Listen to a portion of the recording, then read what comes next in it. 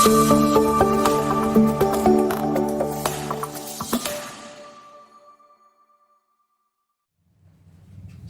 pagi, salam dan bahagia buat kita semua.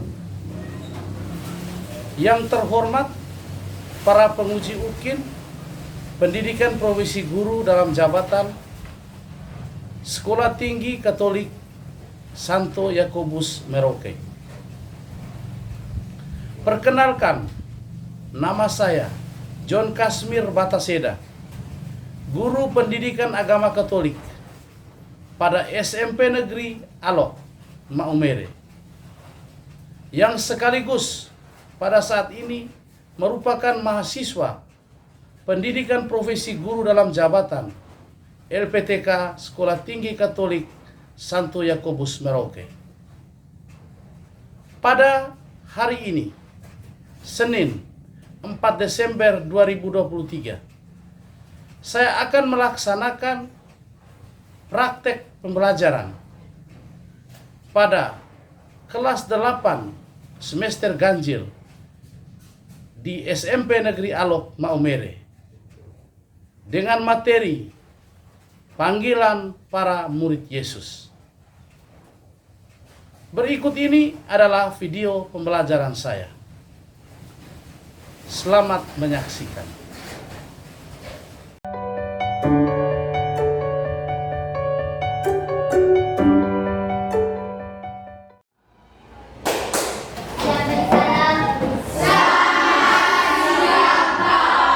Selamat siang anak-anak, silakan duduk.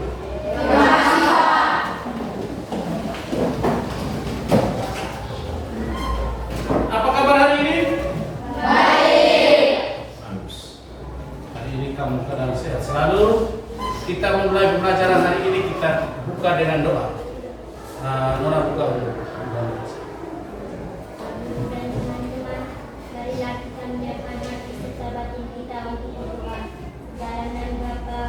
Dalam nama Bapa dan Putra dan Roh Kudus. Amin.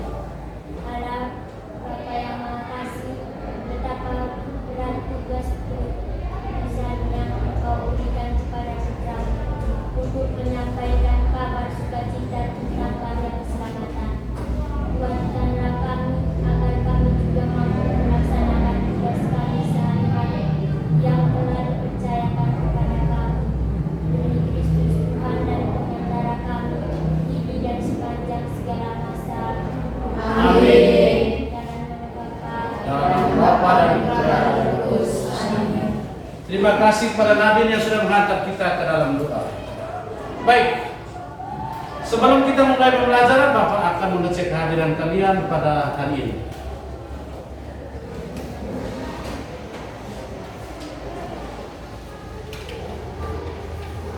Aquina Alosia Angela, Hadir Pak. Aprinus Bakobari, Hadir Pak.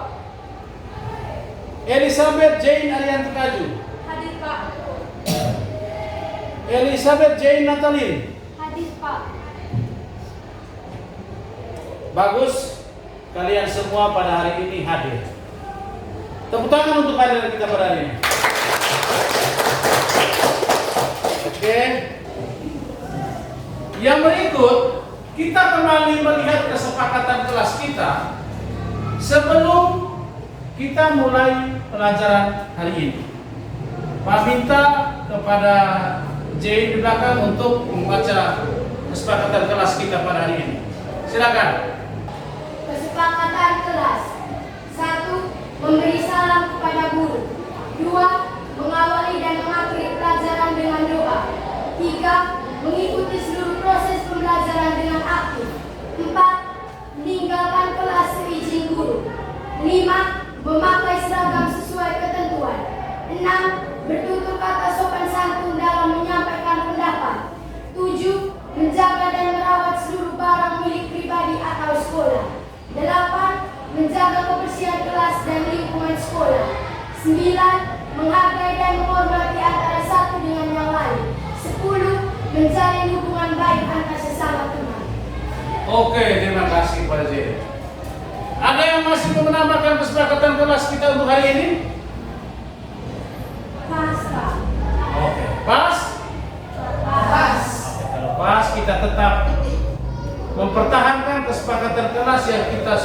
jalankan selama ini. Baik anak-anak sekalian, pada hari ini kita akan mempelajari materi tentang Yesus memanggil para muridnya. Bapak akan menyampaikan tujuan pembelajaran dari pelajaran kita pada hari ini. Tujuan pembelajaran, peserta didik mampu memahami makna panggilan dan perutusan Yesus Kristus pada para muridnya untuk mewartakan kerajaan Allah sehingga dapat ikut ambil bagian mewujudkan kerajaan Allah dalam kehidupan sehari-hari. Itu tujuan pembelajaran. Kemudian indikator ketercapaian tujuan pembelajaran itu yang pertama, melalui tanya jawab peserta dapat menuliskan 4 murid pertama yang dipanggil Yesus. Yang kedua, melalui diskusi peserta didik dapat menjelaskan arti mengikuti Yesus. Yang ketiga, melalui dialog peserta didik dapat mengemukakan pengalamannya ketika menerima panggilan dari orang lain. Yang keempat, melalui bercerita peserta didik dapat menyeleksi 4 syarat mengikuti Yesus. Yang kelima, melalui permenungan peserta didik dapat menganalisis pengalamannya ketika menanggapi panggilan dari orang lain. Dan yang terakhir, melalui membaca kitab suci peserta didik dapat menyimpulkan kisah panggilan para murid Yesus menurut Injil Yohanes bab 1 ayat 35 sampai 51. Itu tujuan pembelajaran dan indikator ketercapaian tujuan pembelajaran. Yang berikut alur pembelajaran kita pada hari ini, pada siang hari ini. Itu pertama, kegiatan pendahuluan doa, absen, kesepakatan kelas, tujuan pembelajaran, alur pembelajaran, kemudian pertanyaan pemantik. Kegiatan inti menyanyikan dan mendalami sebuah cerita, berdiskusi kelompok, presentasi hasil diskusi dan tanya jawab, pendalaman kitab suci, kemudian peneguhan akhir dari Bapak. Dan yang ketiga itu kegiatan penutup, refleksi, pemberian tugas dan penutup. Itu alur pembelajaran yang akan kita laksanakan pada siang hari ini. Baik anak-anak, mendapat panggilan dari orang lain bisa menjadi pengalaman yang biasa-biasa saja. Tetapi dapat juga menjadi pengalaman yang istimewa bagi kita, tergantung dari siapa yang memanggil. Kalau orang yang memanggil adalah tokoh-tokoh ternama atau orang yang memiliki pengaruh, memiliki kewibawaan dan bukan orang biasa, maka pengalaman panggilan itu akan menjadi sebuah pengalaman yang istimewa dan luar biasa. Maka kita akan menjadi pengalaman yang berkesan dalam kehidupan seseorang. Baik,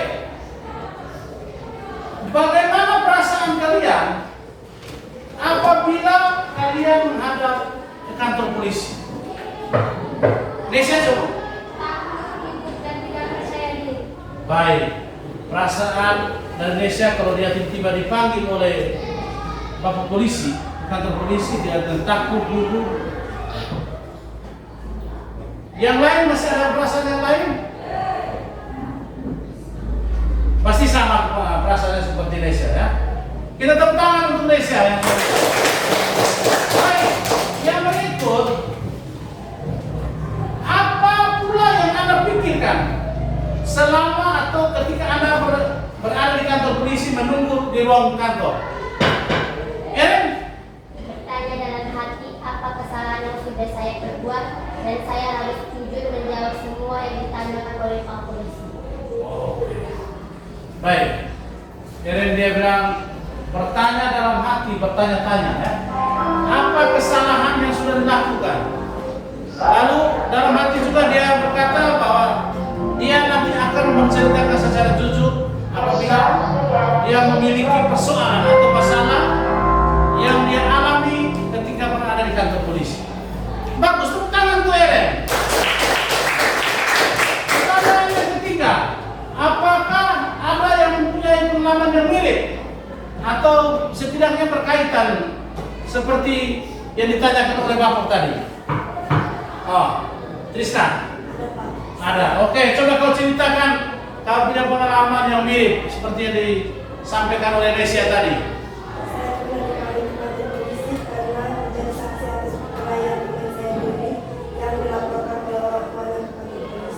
Oke, baik. Tepuk tangan. Baik, terima kasih Krisna. Yang berikut, sebelum kita masuk ke kegiatan inti dari pembelajaran kita pada hari ini, Bapak akan menghantar kalian dengan menyanyikan sebuah lagu yang menceritakan atau yang mengisahkan tentang panggilan. Judul lagunya itu dia dengar dia panggil nama saya. Semua tahu kan lagu ini? Tahu. Atau ada yang tidak tahu? Semuanya tahu? Tahu. Bagus. Kalau semuanya tahu, sekarang silakan berdiri kita bernyanyi. Dan ini menjadi ice breaking.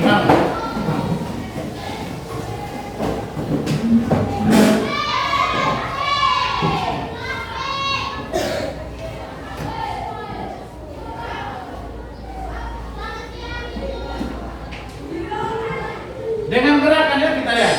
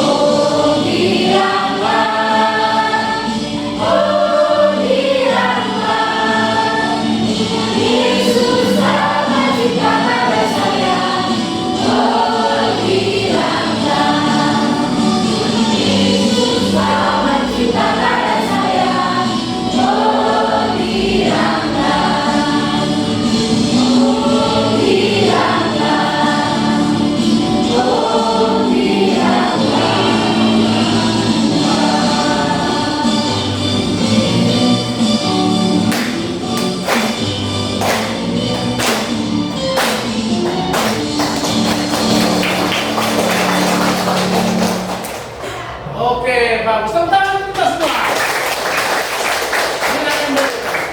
Sekarang kita langsung bagi ke dalam kelompok. Silakan kalian bagi dalam 3 kelompok. Ini dari pertama keluar kelompok 1, ini kelompok 2, sana kelompok 3. Oke, bergegaskan dari anak-anak kalian sudah bentuk kelompok. Dalam kelompok kalian Bapak akan bagikan lembar kerja peserta didik. Lembar kerja peserta didik sambil kalian membaca cerita yang ada di dalam buku pegangan siswa halaman 35. Atau kalian dilihat di PowerPoint yang Pak tayangkan. Di situ ada cerita. Ya. Sekarang Bapak akan bagikan kepada kalian lembar kerja peserta didik. Ini ada 6 pertanyaan.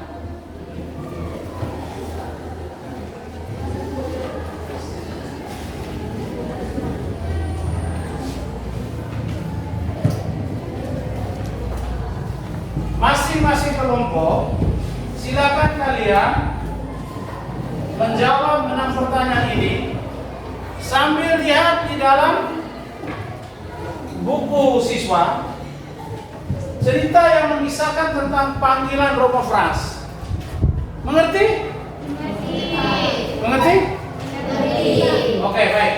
Silakan Pak beri waktu kalian untuk mendalami cerita Romo Frans sambil menjawab pertanyaan penuntun yang berkaitan dengan cerita tersebut. Silakan.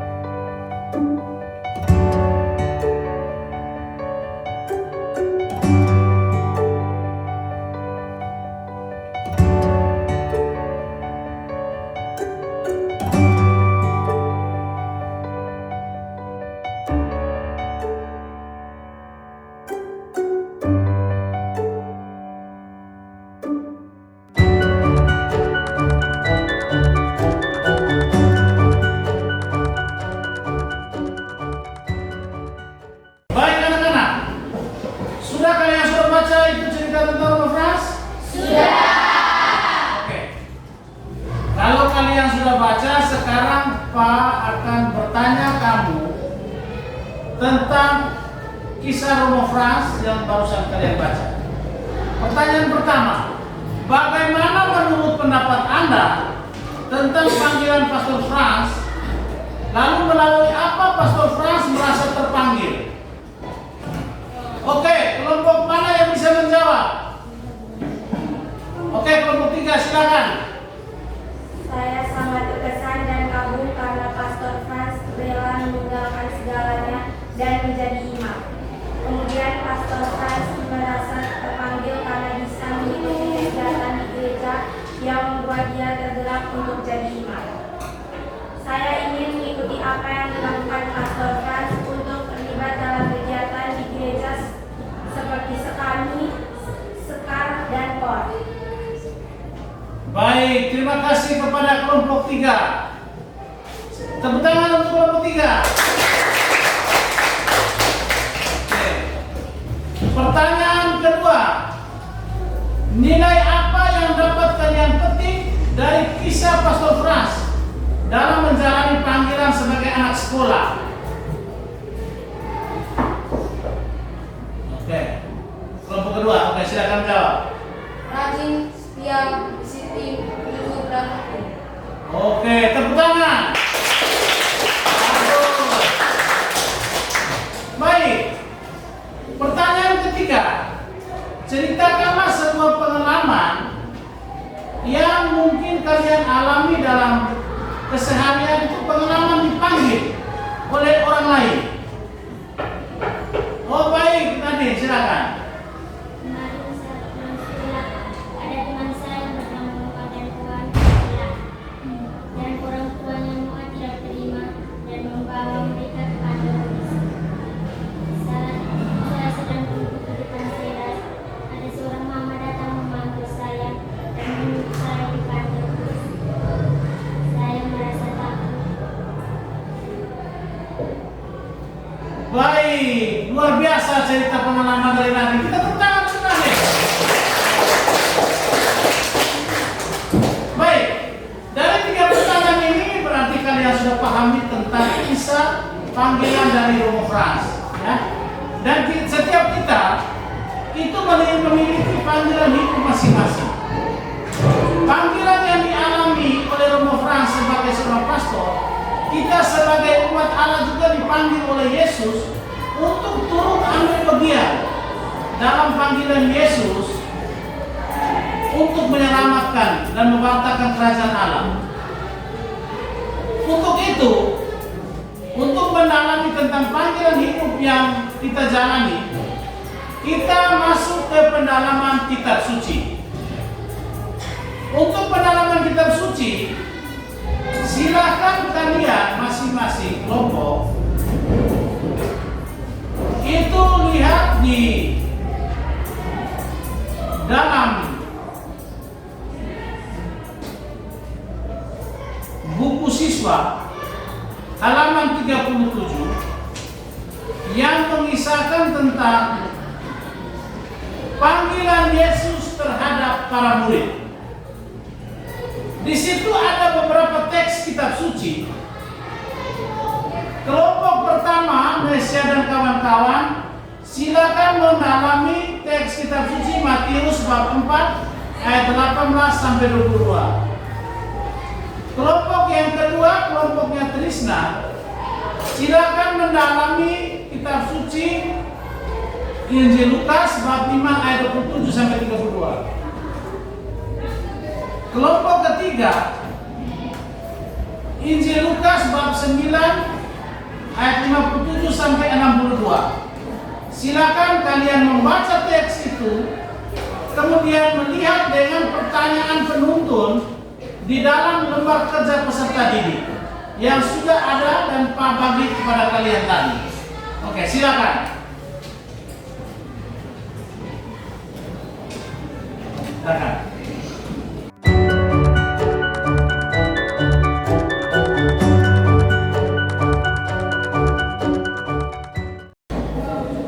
Oke, terima kasih kalian sudah mendalami teks kitab suci. Terima kasih. Sekarang silakan dalam kelompok kalian menjawab pertanyaan yang ada di dalam lembar kerja peserta didik. Ada 6 pertanyaan yang Pak sudah berikan. Dan tadi dalam diskusi kelompok kalian sudah mendiskusikan 6 pertanyaan itu. Sekarang kepada kalian, setiap kelompok mempresentasikan apa yang kalian diskusikan. Ya? Oke. Sudah kerjakan semua tuh? Sudah. Oke, bagus. Tepuk tangan. Baik, Pak masuk dengan pertanyaan pertama. Temukan gagasan penting yang berkaitan dengan panggilan menjadi murid Yesus. Oke, kelompok mana yang siap untuk menjawab? Oke, kelompok 1 silakan. Yesus memanggil 12 orang untuk dipilih menjadi muridnya. Mereka dipanggil oleh Yesus untuk menjadi partnernya dalam mewartakan kabar sukacita kerajaan Allah. Yesus memanggil para muridnya melalui berbagai cara. Ada sebagian yang mengawasi secara langsung tanpa berbelit-belit dan meninggalkan segala-galanya. Mereka bersedia untuk meninggalkan pekerjaan, keluarga, dan tanpa berpikir panjang langsung mengikuti Yesus. Oke, bagus sekali jawaban dari kelompok 1. Kita tepuk tangan untuk kelompok 1. Pertanyaan nomor 2. Apakah Yesus juga masih memanggil manusia zaman sekarang menjadi murid-muridnya? Kelompok mana yang bisa menjawab? Oh, masih dari kelompok 1, silakan. Nesia. Ya, Yesus tetap memanggil murid-muridnya untuk mengikuti Dia. Hal ini kita dapat melihat dalam diri banyaknya orang yang menjadi imam, bruder, suster, dan frater. Panggilan lain juga kita dipanggil untuk menjadi awam atau umat yang baik dengan melalui ajaran Yesus imam, harapan, dan cinta kasih. Tepuk tangan untuk kelompok 1. Sekarang kita masuk ke pertanyaan ketiga. Ceritakan kembali kisah panggilan para murid Yesus menurut Injil Yohanes bab 1 ayat 35 sampai 51. Oke, kelompok 2 silakan, Mama. Dan ketika Yesus sedang berjalan menuju Danau Galilea, Ia melihat 2 orang bersaudara, yaitu Simon yang disebut Petrus dan Andreas saudaranya. Mereka sedang menegakkan jala di danau, sebab mereka penjala ikan. Yesus berkata kepada mereka, "Mari, ikutlah aku, dan kamu akan kujadikan penjala manusia." Lalu mereka pun segera meninggalkan jalannya dan mengikuti Dia. Bagus. Tepuk tangan untuk Oke. Baik, pertanyaan yang keempat. Syarat-syarat apa saja untuk dapat menjadi pengikut Yesus Kristus? Masih dari kelompok 2, silakan Grace. Menyangkal diri, tidak mendahulukan kepentingan sendiri, tetapi mendahulukan kepentingan orang lain atau bersama. Memangku salibnya dan mengikuti Yesus. Bagus sekali jawaban dari kelompok 2. Tepuk tangan untuk kelompok 2. Oke. Sekarang kita masuk ke pertanyaan ke-5. Bagaimana cara Yesus memanggil murid-muridnya? Oke, dari kelompok 3. Oke, silakan. Yesus tidak pernah membeda-bedakan latar belakang orang. Dia memanggil mereka dari beragam profesi dan status. Orang kaya dan mapan kehidupannya bukan para pejabat atau penguasa, melainkan para nelayan, orang yang hidupnya sederhana, bahkan cenderung berkekurangan, dan juga orang-orang yang dianggap berdosa. Oke, bagus. Tepuk tangan untuk jawaban dari kelompok 3. Pertanyaan terakhir. Jelaskanlah arti mengikuti Yesus. Oh, masih dari orang dari kelompok 3 juga. Oke, silakan kelompok 3. Yesus memanggil para murid untuk turut ambil bagian dalam tugas utusannya.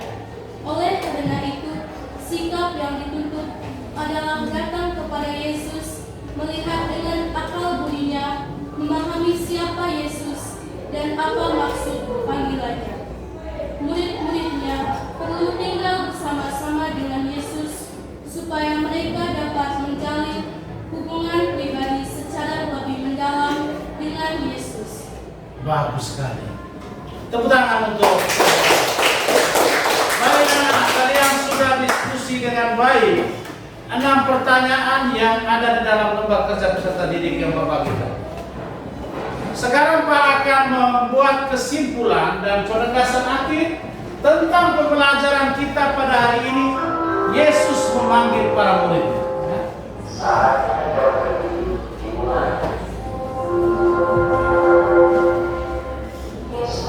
Baik anak-anak, Yesus memanggil 12 orang untuk dipilih menjadi muridnya. Mereka dipanggil oleh Yesus untuk menjadi partner dalam mewartakan kabar sukacita kerajaan Allah. Sama seperti yang dijawab oleh kelompok 1 tadi. Yesus memanggil para murid melalui berbagai cara. Ada sebagian yang menanggapi secara langsung tanpa berbelit-belit dan meninggalkan segala-galanya. Mereka bersedia untuk meninggalkan pekerjaan keluarga dan tanpa berpikir panjang langsung mengikuti Yesus. Hal ini tampak dalam panggilan murid-murid yang pertama. Ada pula yang beraksi lain. Ada yang mau mengikuti Yesus namun dengan membukakan berbagai persyaratan, seperti menyelesaikan dan mengurus hidupnya terlebih dahulu. Orang seperti ini tidak berkenan kepada Yesus, dan bahkan ada juga yang menolak karena tidak mampu memenuhi persyaratan yang diinginkan Yesus. Yesus memanggil para murid untuk turut ambil bagian dalam tugas utusannya. Oleh karena itu, sikap yang dituntut adalah datang kepada Yesus, melihat dengan akal budinya, memahami siapa Yesus dan apa maksud panggilannya. Murid-murid perlu tinggal bersama-sama dengan Yesus supaya mereka dapat menjalin hubungan pribadi secara lebih mendalam dengan Yesus. Adapun syarat-syarat untuk dapat mengikuti Yesus seperti yang ditemukan oleh kelompok 2 tadi. Syarat itu yang pertama menyangkal diri, yang kedua memanggul salibnya dan mengikuti Yesus. Jadi ada 3 syarat: menyangkal diri, memanggul salibnya dan mengikuti Yesus. Ya. Dalam memilih murid-muridnya, Yesus tidak pernah membeda-bedakan latar belakang orang. Dia memanggil mereka dari beragam profesi dan status. Orang kaya dan mapan kehidupannya, bukan para pejabat atau penguasa, melainkan para nelayan, orang yang hidupnya sederhana, bahkan cenderung berkekurangan. dan juga orang-orang yang dianggap berdosa. Peristiwa Yesus memanggil murid-muridnya tetap berlangsung hingga sekarang. Yesus ingin memanggil semua orang untuk menjadi muridnya. Seperti yang dijawab tadi dari kelompok 2, bahwa sampai sekarang Yesus tetap memanggil kita. Kita pun dipanggil untuk menjadi muridnya, untuk menjalani tugas sebagai partner. Partner itu sama dengan teman, ya. Dalam mewartakan kabar sukacita kerajaan Allah. Dipanggil untuk hidup seperti para murid Yesus yang terdahulu, yang selalu dekat dan hidup bersama dengan Yesus. Baik, dalam Injil Matius dan Injil Lukas itu mengisahkan tentang Yesus memanggil dan menarik murid yang pertama. Panggilan selalu diawali dari Yesus. Yesuslah yang mengambil inisiatif yang pertama, dan yang kedua ketika Yesus memanggil mereka dengan serta-merta menanggapinya secara spontan. Tidak ada sedikit pun keraguan dalam menanggapi panggilan Yesus. Ketika mereka dipanggil oleh Yesus bukan orang-orang kaya dan mapan, melainkan para nelayan, orang yang hidupnya sederhana. Kemudian lebih lanjut, dalam berbagai pengajaran Yesus menyampaikan beberapa persyaratan. Setiap orang yang mengikuti aku, orang yang mau mengikuti Yesus harus mengambil sikap yang mantap. Tidak terlalu banyak pertimbangan, tidak terikat dengan apa yang menjadi miliknya dan apa yang menjadi tugasnya selama ini. Mereka juga harus berani melepaskan keterikatan dengan keluarga. Keluarga memang penting, tetapi jangan sampai kecintaan pada keluarga menjadi penghalang untuk bersikap terbuka kepada Yesus. Baik, ini adalah penegasan dari Bapak berkaitan dengan materi pembelajaran kita pada hari ini.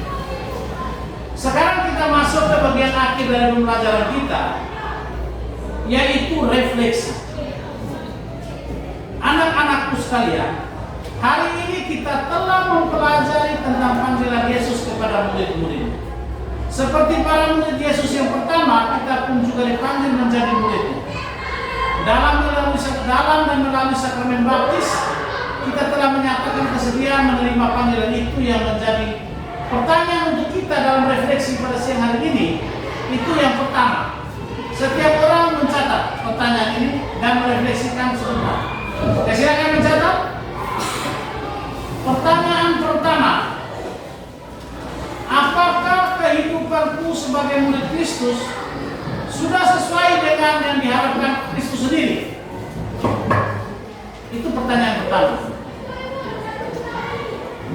Pertanyaan kedua, apakah kehidupanku sehari-hari sudah mampu menghadirkan Kristus yang menyelamatkan, yang berbelas kasih pada sesama? Silakan anak-anak refleksikan. Bapak beri waktu 5 menit setiap orang untuk berefleksi. Silakan. Apakah kehidupanku sebagai murid Kristus sudah sesuai dengan apa yang diharapkan oleh Kristus sendiri? Siapa yang bisa membagikan hasil refleksinya? Ya, Nona, silakan. Dalam refleksi saya sudah menjalankan kehidupan sebagai murid Yesus dengan bersikap dan berperilaku sesuai dengan apa yang telah diajarkan Yesus, yaitu beriman, harapan, dan cinta kasih. Bagus sekali. Kita tepuk tangan untuk materi. Pertanyaan kedua, apakah kehidupanku sehari-hari sudah mampu menghadirkan Kristus yang menyelamatkan, yang berbelas kasih pada sesama? Siapa yang bisa membagikan hasil refleksinya? Oke, Trisna. Saya sudah melaksanakan dan menghadirkan Yesus dalam kehidupan saya. Hal ini menjadi tugas saya suka mendorong teman saya dan orang lain. Oke, bagus sekali. Kita tepuk tangan. Trisna sudah membuktikan bahwa dia meneladani panggilan Yesus dengan berbuat kasih kepada sesama yang bersusah.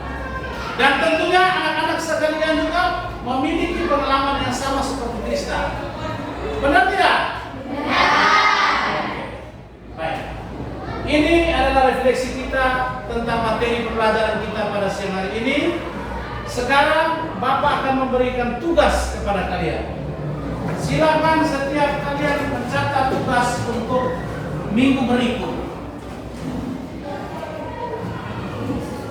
Pertanyaannya hanya satu. Lakukanlah wawancara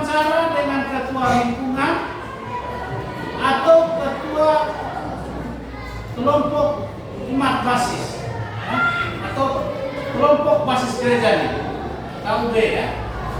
Wawancara. Isi wawancaranya itu adalah nama lingkungan, jumlah anggota, latar belakang kehidupan setiap jemaat di lingkungan itu. Yang berikut kegiatan yang sering dilakukan dalam jemaat, keterlibatan jemaat dalam kegiatan, hubungan antar anggota, hubungan dengan masyarakat, hambatan dalam kehidupan jemaat, dan yang terakhir, kelompok bisa menambahkan pertanyaan lain selain pertanyaan tuntut yang Bapak berikan ini. Ini adalah tugas yang akan kalian kerjakan secara mandiri, wawancara pengurus lingkungan dan pengurus kelompok umat basis masing-masing. Bisa laksanakan tugas ini? Bisa. Bisa laksanakan? Bisa. Oke, bagus. Baik anak-anak, dengan Bapak memberikan tugas, pembelajaran kita berakhir di sini. Kita tutup pembelajaran kita pada siang hari ini dengan doa. Doa dipimpin oleh Nona ya. Bisa ya? Kita semua berdiri untuk doa penutup. Silakan. Kita berdoa.